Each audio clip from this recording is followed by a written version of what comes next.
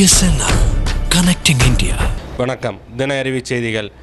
இன்று பாட்டாளி மக்கள் கட்சி துணைத் தலைவர் வேணரசு அவர்கள் பத்திரிகையாளர்களை சந்தித்து உரையாடினார்.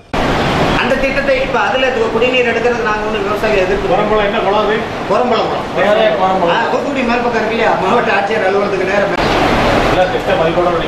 மதிப்போட நிற்கி. ஆனால் இந்த குழாய் வழி திட்டம் பாருங்க, இதுதான் அவங்களுக்கு நேரடியாக தண்ணி கொடுக்கணும்.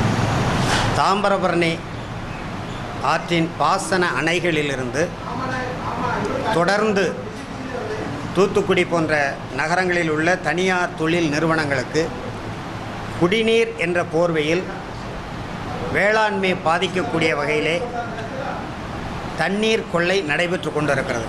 மருதூர் அணையிலிருந்து 282 கோடி திட்ட மதிப்பீட்டில் ஜப்பான் நாட்டு நிதியுதவியோடு வருகின்ற தண்ணீர் அனைத்தையும் ராட்சத குழாய் வழியாக தூத்துக்குடி கொண்டு செல்வதற்கான திட்டத்தை தீட்டி இன்றைக்கு அதை நிறைவேற்றுகிற நிலையில் இருக்கிறார்கள். அதுபோல் திருநெல்வேலி மாவட்டத்தில் சீவலப்பேரி தாமிரபரணி ஆற்றிலே 11 கோடி ரூபாய் திட்ட மதிப்பீட்டில் முழுக்க வெளிநாட்டு குடிநீர் வணிக நிறுவனத்திற்காக ஒரு தடுப்பணை கட்டப்பட்டு வருகிறது.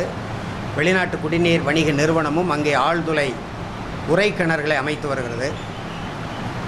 தாமிரபரணியுடைய பாசன உரிமைகளையும் தாமிரபரணி இரு கரை பகுதி மக்களுக்குமான அந்த குடிநீர் உரிமைகளை மறுக்கக்கூடிய வகையிலே வணிக நோக்கத்தில் குறிப்பாக தனியார்களுக்கு, வெளி மாநிலத்தவர் வெளிநாட்டவர்களுக்கு தாமிரபரணி தண்ணீரை தாரை வார்ப்பதை நாங்கள் மிக வன்மையாக எதிர்க்கிறோம், கண்டிக்கின்றோம்.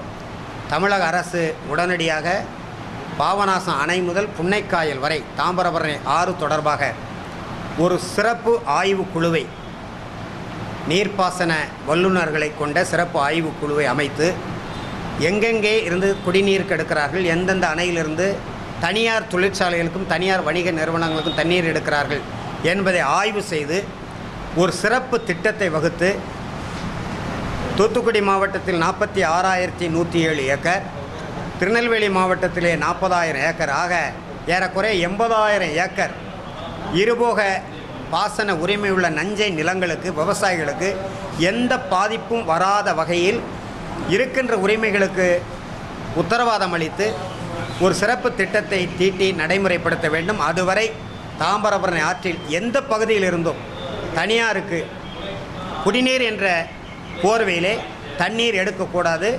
அப்படி எடுத்தால் இந்த இரு மாவட்ட உழவர்களை திரட்டி மிகப்பெரிய ஒரு உரிமை போராட்டத்தை நடத்த வேண்டியது வரும் என்று நாங்கள் தெரிவித்துக் கொள்கிறோம்.